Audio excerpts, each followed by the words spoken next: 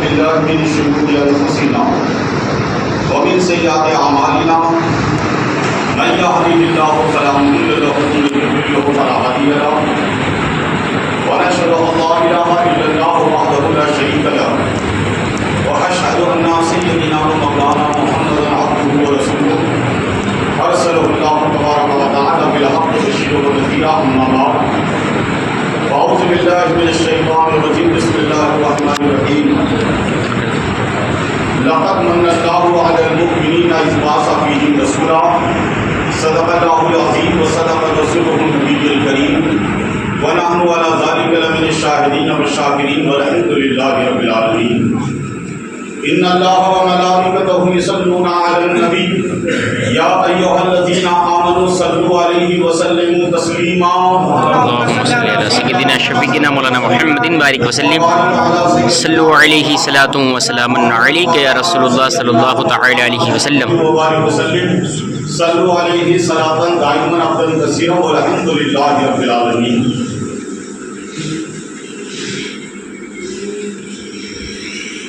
آبو road یہاں تقریباً 12 سال سے میرا آنا جانا ہوا. حضرت علامہ و مولانا میراث صاحب قبلہ اور مولانا طفیل احمد صاحب برکاتی ان حضرات نے 12 سال پہلے مجھے یہاں بلایا اور عید میلاد کے موقع پر یہاں کے گراؤنڈ میں 3 سال تک مجھے بلایا گیا اور تقریر ہوئی. اور شاید آپ لوگوں کے ذہن میں ہے کہ نہیں مجھے نہیں معلوم، آج سے تقریباً 10 سال پہلے یا کچھ کم زیادہ ہوا ہوگا یہاں رسول پاک صلی اللہ تعالیٰ علیہ وسلم کے آثار مبارک کی زیارت کا بھی بہت عظیم الشان پروگرام ہوا تھا درگاہ شریف میں، جس میں تقریباً 50,000 مخلوق خدا نے زیارت کا شرف حاصل کیا تھا. اتفاق سے احسان علی جو دودھ والے ہیں ڈیری والے ان کے وہاں کل میں آیا، آج حضرت سے ملاقات ہوئی اور بات جب جمعہ کی نکلی میں نے کہا انشاءاللہ حضرت آپ کے ہی پیچھے آپ کا جمعہ ادا کر دوں گا میں. تو حضرت نے فرمایا کہ آپ کو ہی آج جمعہ میں کچھ دیر گفتگو کرنا ہے. تو حضرت کے حکم پر ان کی ایما پر میں یہاں حاضر ہوا ہوں اور کچھ دیر 1:05 ہو چکا ہے اور 1:20 پر اپنی گفتگو کو ختم کرنا ہے. اللہ رب العالمین کا شکر ہے کہ جامع مسجد میں آنے والوں ہم لوگ بڑے ہی مقدر کے سکندر ہیں کہ ہم اس نبی کا کلمہ پڑھتے ہیں جس نبی کا کلمہ بے زبان جانور اور بے جان پتھر بھی پڑھا کرتے تھے. ہم اس نبی پر ایمان لائے ہیں کہ جس نبی کے دروازے پر فرشتہ جبرائیل اور میکائیل بھی آ کر سلام کرتے ہیں. ہم اس آمینہ کے لال کا کلمہ پڑھتے ہیں کہ جن کی بارگاہ میں 70,000 فرشتے صبح اور 70,000 فرشتے شام آ کر درود و سلام پڑھتے ہیں. ایسے نبی سے اللہ نے ہمارا رشتہ جوڑا ہے اور اسی لیے اللہ تعالیٰ نے فرمایا کہ لقد من اللہ علی المؤمنین اذ بعث فیہم رسولا، کہتے کیا اے ایمان والو میں نے تم پر بہت بڑا احسان کیا کہ جو میرا حبیب تھا وہ میں نے تمہیں دے دیا. بہت اچھے، بہت خوب. حالانکہ بگڑے ہوئے لوگوں کو سدھارنے کے لیے اللہ تعالیٰ نے 1,80,000 یا 1,40,000 یا 1,24,000 کم و بیش نبی اور رسولوں کو بھیجا. اور آبو روڈ کی جامع مسجد میں آنے والوں اللہ کی عزت کی قسم ہر پیغمبر کا دنیا میں آنا یہ دنیا والوں پر اللہ کا بہت بڑا احسان ہے. بے شک. ہر نبی کا دنیا میں آنا یہ دنیا والوں پر اللہ کا بہت بڑا احسان ہے. مگر آپ ذرا غور کریں کہ اللہ نے اچھوں کو بھیجا، کسی کو صفی اللہ بنا کر بھیجا، کسی کو خلیل اللہ بنا کر بھیجا، کسی کو ذبیح اللہ بنا کر بھیجا، کسی کو نجی اللہ بنا کر بھیجا، کسی کو صدیق اللہ بنا کر بھیجا، کسی پیغمبر کو کلیم اللہ بنا کر بھیجا، کسی نبی کو روح اللہ بنا کر بھیجا، کسی پیغمبر کو خلیفۃ اللہ بنا کر بھیجا، اچھے اچھوں کو بھیجا، بڑے بڑوں کو بھیجا، مگر کسی کو بھی بھیج کر اپنا احسان کا ذکر نہیں کیا کہ لوگوں میں نے فلاں کو بھیجا تم پر میرا احسان ہے۔ مگر قربان جائے جب آمنہ کی گود میں کمیل والے کو بھیجا تو کہا کہ ایمان والو میرا احسان ہے کہ جو میرا حبیب تھا وہ میں نے تمہیں دے دیا۔ واہ واہ واہ واہ، ہم اپنے بھاگیہ پر جتنا گرو کرے کم ہے، اپنے مقدر پر جتنا ناز کرے وہ کم ہے، اپنے قسمت پر جتنا فخر کرے وہ کم ہے کہ اللہ نے ہم کو ان کا امتی بنا دیا، ان کو ہمارا آقا بنا دیا۔ بے شک بے شک۔ اگر ہم رسول پاک کی زندگی کے ایک ایک پنوں کو الٹ پلٹ کر دیکھیں تو اللہ کی قسم حضور کی زندگی کا ایک ایک حصہ ہمیں آسمان پر چمکنے والے سورج سے زیادہ روشن نظر آئے گا۔ آبو روڈ کی جامع مسجد میں آنے والوں، اگر آپ لوگوں کو کتابیں پڑھنے کا شوق ہو تو 1250 سال پہلے لکھی جانے والی کتاب کا نام یاد رکھو، تاریخ باقری، سیکنڈ نام تاریخ طبری، چوتھا نام تاریخ طبقات ابن سعد، اس کے علاوہ اور نام اگر پڑھنے کا شوق ہے تو تاریخ ابن ہشام۔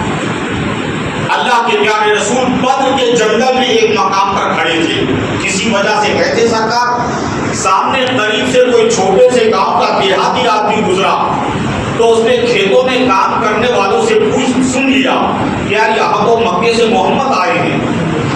تو وہ دیہاتی، وہ گاؤں والا، کھیڑے والا اپنا کام چھوڑ کر حضور کے پاس آیا اور روبرو آنکھوں میں آنکھیں ڈال کر کہنے لگا کہ کیا مکہ سے تم ہی آئے ہو؟ حضور نے فرمایا ہاں مکہ سے میں ہی آیا ہوں۔ وہ کہنے لگا کہ عبداللہ کے بیٹے محمد تم ہی ہو؟ حضور نے فرمایا کہ ہاں میں عبداللہ کا بیٹا محمد میں ہی ہوں۔ وہ کہنے لگا محمد میں نے سنا ہے کہ تم اپنے آپ کو اللہ کا رسول کہتے ہو؟ حضور نے فرمایا کہ ہاں لا رائب انا رسول اللہ، اس میں کوئی شک نہیں کہ میں اللہ کا رسول۔ اچھا ایک بات بتاؤ، ہم تو چلر لوگ ہیں، ٹپوری لوگ ہیں، چھچورے لوگ ہیں، اگر کوئی نیا آدمی ہم سے اس لب و لہجے میں بات کرے تو ہم سر سے لے کر پاؤں تک آگ ببولا ہو جائیں، یہ ہمارے ہلکے پن کی نشانی ہے۔ مگر وہ رحمت للعالمین ہے، اس نے اس انداز میں حضرت بات کی مگر سرکار نے ہر سوال کا جواب مسکرا کر دیا۔ وہ کہنے لگا میں نے سنا ہے کہ تم اپنے آپ کو اللہ کا رسول کہتے ہو؟ حضور نے فرمایا لا رائب انا رسول اللہ، اس میں کوئی شک نہیں کہ اللہ کا رسول ہوں۔ سنوئے آبو روڈ والوں کو کہنے لگا کہ محمد اگر تم اللہ کے سچے رسول ہو تو کوئی کرشمہ بتاؤ۔ روبرو بات کر رہا ہے وہ، اے محمد اگر تم سچے رسول ہو تو کوئی کرشمہ بتاؤ۔ اللہ کے رسول نے فرمایا تو بول کیا دیکھے گا؟ اب وہ تھا دیہات کا رہنے والا، ساری زندگی گائے بیل بھینس کے پیچھے گھوما، جھاڑیوں کو جنگل جھاڑوں کو کاٹا، اس کی عقل وہی تک تھی۔ اور یہ طے ہے کہ جو آدمی جس ماحول میں رہتا ہے، جس سوسائٹی میں رہتا ہے، جس رینج اور جس سیکٹر میں رہتا ہے، اس کے برین کی کیپیسٹی وہی تک لمیٹڈ ہوتی ہے۔ ساری زندگی جنگل جھاڑیوں میں گزری، دماغ وہی تک تھا۔ اچھا پھر ایسا بھی نہیں تھا کہ پہلے سے کوئی دماغ میں پلان بنا کر آیا ہو کہ میں محمد سے ملوں گا اور کوئی کرشمہ پوچھوں گا۔ یہ تو اچانک آمنا سامنا ہو گیا اور اس کے منہ سے نکل گیا کہ تم سچے پیغمبر ہو، سچے رسول ہو تو کوئی کرشمہ بتاؤ۔ اب یہ دیہاتی سمجھ رہا تھا کہ یہ اپنی مرضی سے کوئی نہ کوئی کرشمہ بتا دیں گے، مگر حضور نے فرمایا تو بول کیا دیکھے گا؟ اب ظاہر بات ہے کہ جتنا دماغ اتنی عقل اور جتنی عقل اتنے ہی الفاظ زبان سے نکلے۔ کچھ دیر سوچا، سر کھجایا، پھر کہنے لگا محمد وہ جو سامنے جھاڑ ہے نا، وہ جھاڑ کو آپ وہاں سے یہاں بلا لو، یہی کرشمہ دیکھوں گا۔ اور یہ بات اس نے اس لیے کہی کہ جنگل جھاڑیوں میں زندگی گزارا، اسے معلوم تھا کہ کوئی بھی جھاڑ اپنی مرضی سے 1 انچ آگے سے پیچھے نہیں سرکتا۔ اس کو اتنی عقل تو تھی کہ جھاڑ اپنی مرضی سے آگے پیچھے نہیں ہوتا، اسی لیے کہا کہ محمد اگر سچے رسول ہو تو وہ جو سامنے جھاڑ ہے اس کو آپ وہاں سے یہاں بلا لو۔ قربان جاؤ آپ لوگ کی جامع مسجد میں آنے والے باعزت مسلمانوں، میرے اور تمہارے آقا نے مسکرا کے فرمایا کہ میں اسے بلاؤں؟ نہیں، ایک کام کر، تو جا اور تو جا کر اس جھاڑ کو کہہ دے کہ تجھے محمد نے بلایا ہے۔ تاریخ واقعی کی روایت ہے حضرت کہ وہ عرابی جب جھاڑ کے پاس گیا تو اس نے کہا کہ ایھا الشجر انت ابیک محمد ابن عبداللہ، اے جھاڑ چل تجھے محمد ابن عبداللہ بلا رہے ہیں۔ بس لوگوں اتنا سننا تھا کہ جھاڑ ادب سے سامنے کو جھکا، پیچھے کی جڑوں کو اکھاڑا، پیچھے جھکا، سامنے کی جڑوں کو اکھاڑا، دائیں طرف جھکا تو بائیں طرف کی جڑوں کو اکھاڑا، بائیں طرف جھکا تو دائیں طرف کی جڑوں کو اکھاڑا، اور اپنی جڑوں کو اکھاڑ کر اس عرابی دیہاتی کے ساتھ چل کر حضور کے پاس ایسے آنے لگا جیسے کوئی چھوٹا بچہ اپنے بڑے کی انگلی پکڑ کر چلتا۔ حضور کے پاس آنے کے بعد وہ جھاڑ نے اپنی تمام ڈالیوں کو پتیوں کے سمیت حضور کے سامنے جھکایا، پہلے تو کلمہ پڑھا لا الہ الا اللہ محمد رسول اللہ، پھر کہنے لگا کہ یا نبی سلام علیکہ، یا رسول سلام علیکہ، یا حبیب سلام علیکہ، صلوات اللہ علیکہ۔ حضور پر درود و سلام پڑھ کر اپنے ڈالیوں کو جھکا کر کھڑا ہو گیا۔ اب یہ جو دیہاتی تھا نا، کبھی جھکے ہوئے جھاڑ کو دیکھے، کبھی حضور کے چہرے کو، کھوپڑی الٹ گئی نا یہ منظر دیکھ کر، کوئی آپ کے ہوش میں رہے گا؟ تو کبھی جھکے ہوئے جھاڑ کو دیکھے، کبھی حضور کے چہرے کو، کبھی جھاڑ کو، کبھی حضور کے چہرے کو۔ حضور نے اس کا کاندھا پکڑا، ہلایا، کہا عرابی کیا سوچ رہا ہے؟ جب حضور نے کاندھا پکڑ کر ہلایا تو ہوش میں آ کر کہنے لگا کہ محمد اب میں کیا بتاؤں کہ میں کیا سوچ رہا ہوں، جبکہ میں نے اپنی آنکھوں سے دیکھ لیا کہ آپ کے بلانے پر ایک بے جان جھاڑ چل کر یہاں آ گیا، ایک بے جان جھاڑ آپ کی بات مانتا ہے، ایک بے جان جھاڑ آپ کا کلمہ پڑھتا ہے، ایک بے جان جھاڑ آپ پر درود و سلام پڑھتا ہے۔ پھر لعنت ہو مجھ پر کہ کیا میں انسان ہو کر آپ کی بات نہ مانوں، میں انسان ہو کر آپ کا کلمہ نہ پڑھوں، میں انسان ہو کر آپ پر درود و سلام نہ پڑھوں۔ اے محمد آپ گواہ رہیے، میں گواہی دیتا ہوں کہ اللہ کے سوا کوئی معبود نہیں، آپ اللہ کے سچے رسول ہیں۔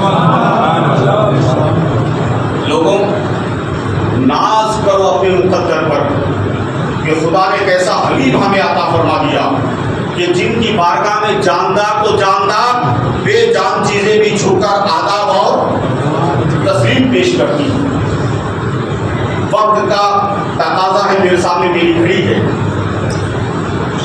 میں خود اپنی زندگی کا ایک واقعہ سنا رہا ہوں کہ جب میں نے اپنی زندگی کا 7واں سفر حج کیا تھا، مکہ معظمہ میں ہمارے والد بزرگوار کے ایک مرید تھے علی بن احمد الرفاعی، وہ کعبے کے قریب بردار خاندان سے اور کعبے کے معلم بھی ہے، حاجیوں کو تعلیم دیتے ہیں حج کی مکہ معظمہ میں۔ مجھ سے ملاقات کی، میرا قیام انہی کے گھر پر تھا، ایک دن وہ میرے ساتھ حرم پاک میں آئے اور کہنے لگے کہ رفیق اعلیٰ حسینی صاحب 1911 میں ہندوستان سے ایک دیوان آدمی حج کرنے آیا تھا۔ مجھے بڑا برا لگا، میں نے کہا عقل مندوں کے ابا کی ٹھیکے داری ہے کیا؟ ارے بھئی اللہ کا گھر ہے کعبہ، یہاں دیوانہ ہو کے کم عقل ہو کے زیادہ عقل والا ہو، اللہ کے گھر میں آنے کا سب کو پورا پورا حق ہے۔ تو کہنے لگے نہیں، بڑا وچتر قسم کا دیوانہ تھا۔ تو میں نے کہا جناب کیا وچترتا دیکھ لیا آپ نے؟ کہا میں نے نہیں، میرے دادا اس زمانے میں قریب بردار تھے، 1911 کی بات بتا رہا ہوں۔ میں نے کہا کیا ہوا تھا معاملہ؟ وہ کہنے لگے کہ میرے دادا نے وہ منظر اپنی آنکھوں سے دیکھا کہ وہ دیوانہ بقرعید کی 8 تاریخ کو جب سارے لوگ زیارت کر کے مینا کو جا رہے تھے، وہ کعبے میں آیا، ایک ہاتھ سے کعبے کے گلاب کو پکڑا، دوسرے ہاتھ سے کعبے کی چوکھٹ کو پکڑا اور چلا کر بولا کہ اللہ تجھے تیری عزت کی قسم، اللہ تجھے تیری شان جلالت کی قسم، اللہ بس مجھے اتنا بتا دے کہ یہ ساری کائنات تجھ کو چاہتی ہے، سارا سنسار تجھ کو چاہتا ہے، سارا جگ تجھ کو چاہتا ہے، میرے اللہ اتنا بتا دے کہ تو کس کو چاہتا ہے۔ علی بن احمد رفاعی کہنے لگے کہ کعبے کے میزاب رحمت سے آواز آئی، پیارے دیوانے بندے مجھ سے پوچھتا ہے کہ یہ ساری کائنات تجھ کو چاہتی ہے، یہ ساری کائنات کا خالق و مالک میں ہی تو ہوں، یہ کائنات مجھے نہ چاہے گی تو کس کو چاہے گی؟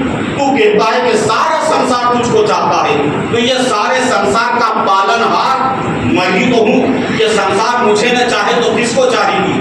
تو کہتا ہے کہ سارا جگ تجھ کو چاہتا ہے، تو یہ سارے جگ کا داتا میں ہی تو ہوں، یہ جگ مجھے نہ چاہے تو کس کو چاہے؟ اور تو کہتا ہے کہ اللہ تو بتا کہ تو کس کو چاہتا ہے، تو سن میرے دیوانے بندے، ہاں یہ ساری کائنات مجھ رب کو چاہتی ہے، مگر میں اپنے محمد کو چاہتا ہوں۔ علی بن احمد رفاعی کہنے لگے کہ وہ دیوانہ جب مکے سے مدینہ گیا تو رسول اللہ کی درگاہ کی جالیوں کو پکڑا، رویا، تڑپا اور کہنے لگا کہ یا رسول اللہ آپ کو آپ کی بیٹی کا واسطہ، بی بی فاطمہ کا واسطہ، ساری کائنات اللہ کو چاہتی ہے، اللہ آپ کو چاہتا ہے، اتنا بتائیں حضور کہ آپ کس کو چاہتے ہیں؟ حسین و حسن کا واسطہ یا رسول اللہ آپ کس کو چاہتے ہیں؟ ہو سکتا ہے کہ آج کا کوئی حاجی اگر بیٹھا ہوگا مسجد میں اور بیٹھے ہوں گے 10-20 لوگ، ہو سکتا ہے ان کے دماغ میں یہ خیال آئے کہ یار یہ رفیق عالم حسینی صاحب جو جلال آباد شریف درگاہ سرکار قطب اعظم سے آئے ہیں یہ کیا بول رہے ہیں؟ وہاں تو درگاہ کی جالیوں کو پکڑنا، رونا بولنا تو دور کی بات ہے، 10 قدم کے فاصلے پر ہی ڈنڈے خاں پٹھان چلائے جاتے ہیں وہاں، تو اس نے جالی کو پکڑا تھا، رویا تھا۔ ہو سکتا آج کے حاجی کے دماغ میں یہ خیال آ جائے، مگر سنو حاجی بابا، میں 1911 کی بات کر رہا ہوں، یہ ڈنڈے مار مار کر دور سرکانے کا سسٹم 1932 سے شروع ہوا ہے، 1932 سے، اور میں 1911 کی بات کر رہا ہوں۔ اس زمانے میں ترکستان کے خلفائے بنو عثمانیہ کا زمانہ تھا، وہ قانون ان کا چلتا تھا، ان کے زمانے میں کسی بھی امتی کو حضور سے جدا نہیں کیا جاتا تھا، ہر حاجی جاتا تھا اپنے سینے کو سرکار کی جالیوں سے لگا کر نور محمد ہی لے کر آتا تھا، اور پھر آ کر دنیا میں کہتا تھا کہ کیا شان احمدی کا، کیا شان احمدی کا، چمن میں ظہور ہے، ارے ہر گل میں ہر شجر میں محمد کا نور ہے۔ تو اس زمانے میں مار مار کر الگ نہیں کیا جاتا تھا، سرکار کی درگاہ کی جالیوں کو پکڑا، رویا اور کہنے لگا کہ یا رسول اللہ آپ کی بیٹی فاطمہ، زینب، کلثوم اور رقیہ کا واسطہ، آپ کو آپ کے شہزادے حسین و حسن کا واسطہ، اتنا بتائیں کہ ساری کائنات رب کو چاہتی ہے، رب آپ کو چاہتا، آپ کس کو چاہتے ہیں؟ لوگوں، سرکار دو جہاں کی درگاہ کی جالیوں سے آواز آئی، میرے دیوانے امتی مجھے سے پوچھتا ہے کہ میں کس کو چاہتا ہوں؟ کیا تم نے پڑھا نہیں یا کسی سے سنا نہیں کہ ساری ساری رات سجدے میں سر رکھ کر رب حبلی امتی، رب حبلی امتی، رب حبلی امتی کون کہتا تھا؟ اور ٹھیک تو پوچھ رہا ہے تو سن، ہاں یہ ساری کائنات رب کو چاہتی ہے، رب مجھ محمد کو چاہتا ہے، اور میں اپنی امت کو چاہتا ہوں، میں اپنی امت کو چاہتا ہوں، میں اپنی امت کو چاہتا ہوں۔ مسلمانوں، ناز کرو اپنے مقدر پر کہ تم غلام محمد مصطفیٰ ہو، گرو کرو اپنے بھاگیہ پر کہ تم سیوک ہو محمد رسول اللہ کے گھر کے، فخر کرو اپنے نصیبے پر کہ اللہ نے تمہیں ایسا حبیب عطا فرمایا کہ جس کی مثال نہ کل تھی، نہ آج، نہ آئندہ کبھی ہوگی۔ کون نہیں جانتا یار کہ حضور کی امت میں پیدا ہونے کے لیے بڑے بڑے پیغمبروں نے، بڑے بڑے رسولوں نے، بڑے بڑے نبیوں نے آرزو کی اللہ ہمیں محمد کا امتی بنا دے۔ اب روڈ کی جامع مسجد میں آنے والوں اپنے دل پر ہاتھ رکھ کر سوچو، اللہ کی قسم دیتا ہوں تم کو کہ حضور کی امت میں پیدا ہونے کے لیے تم نے کوئی منت مانی تھی، کوئی دعا مانگی تھی؟ ارے بغیر منت کے، بغیر مراد کے، بغیر دعا کے خدا نے تم کو ان کا بنا دیا، ان کو تمہارا بنا دیا۔ ورنہ موسیٰ پیغمبر جب طور پہاڑ پر گئے اللہ سے بات کرنے، بات کرتے کرتے ہمارے حضور کا ذکر آ گیا، تو حضرت موسیٰ پیغمبر جلیل القدر پیغمبر ہے، حضور کے بعد سب سے زیادہ قرآن پاک میں انہی کا ذکر ہے۔ جو روح کھینچنے والے فرشتے کو تم لوگ کیا بولتے ہو؟ ارے روح نکالنے والے فرشتے کا نام بھی معلوم نہیں، آج نہیں تو کل اس سے پارا تو پڑھنا ہے یار۔ اسرائیل، کیا اس کو دوسرا نام ملک الموت کا فرشتہ؟ جب پیغمبر موسیٰ کے پاس آیا تھا نا، ایک جھاپڑ دیا اس کو، ابھی بھی کانا ہے وہ حضرت، ابھی بھی موت کا فرشتہ ایک آنکھ سے کہا ایک ہی جھاپڑ میں آگ پھوڑ دی تھی پیغمبر موسیٰ نے. اتنے جلالی ہے. اس سبجیکٹ پر مجھے بھی ڈسکس نہیں کرنا ہے, میں تو ان کے جلال کا ایک سیمپل یا ایگزامپل دے رہا ہوں. بہرحال تو وہ پیغمبر موسیٰ جب دور پہاڑ پر گئے اور باتوں باتوں میں جب ہمارے حضور کا ذکر آیا تو موسیٰ پیغمبر بولے اللہ میں تیرا کون. خدا نے فرمایا کہ موسیٰ تم میرا کلیم. کلیم عربی زبان میں اس کو کہتے ہیں کہ جو فیس ٹو فیس بات کرے, آمنے سامنے بات کرے, بغیر کسی وسیلے کے بات کرے. خدا نے فرمایا موسیٰ تم میرا کلیم. حضرت موسیٰ پیغمبر بولے اللہ میں تیرا کلیم تو محمد میرے کون. خدا نے فرمایا کہ موسیٰ محمد میرے حبیب ہیں. حبیب اس کو کہتے ہیں عربی زبان میں جس کو سب سے زیادہ چاہا جائے. تو خدا نے فرمایا کہ وہ میرے حبیب ہیں. موسیٰ پیغمبر بولے اللہ ایک بات پوچھوں. کب پوچھ موسیٰ, مجھ سے نہ پوچھے گا تو میرے رازوں سے پردہ اٹھانے والا کون. کہ اللہ اتنا بتا کہ میں تیرا کلیم, ہاں. محمد تیرے حبیب, ہاں. اللہ بس اتنا بتا دے کہ یہ کلیم اور حبیب دونوں میں فرق کیا ہے, کیا فرق ہے دونوں میں. اللہ تعالیٰ نے فرمایا کہ سن موسیٰ بے شک تم میرا کلیم, محمد میرا حبیب. کلیم وہ ہے جو میری ہاں میں ہاں ملائے. کلیم وہ ہے جو میری خوشامد کرے. کلیم وہ ہے جو میری مرضی پر چلے. حضرت موسیٰ نے جلدی سے کہا کہ اللہ حبیب کون ہے. خدا نے فرمایا کہ موسیٰ حبیب تو وہ ہے کہ جس کی ہاں میں میری ہاں اور جس کی نہ میں میری نہ. وہ ہاں کہہ دے تو میں ہاں کہہ دوں اور وہ نہ کہہ دے تو میں نہ کہہ دوں. پیغمبر موسیٰ نے کہا اللہ اس کے علاوہ اور کیا فرق ہے. تو خدا نے فرمایا موسیٰ تو میرا کلیم, محمد میرا حبیب. کلیم وہ ہے جو خود اپنی غرض سے چل کر تو پہاڑ پر میرے پاس آئے.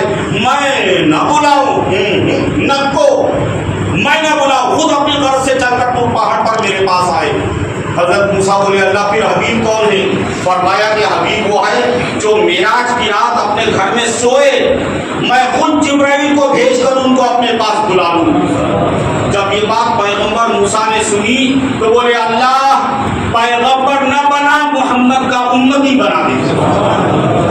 اللہ نے فرمایا نہیں موسیٰ یہ نہیں ہو سکتا.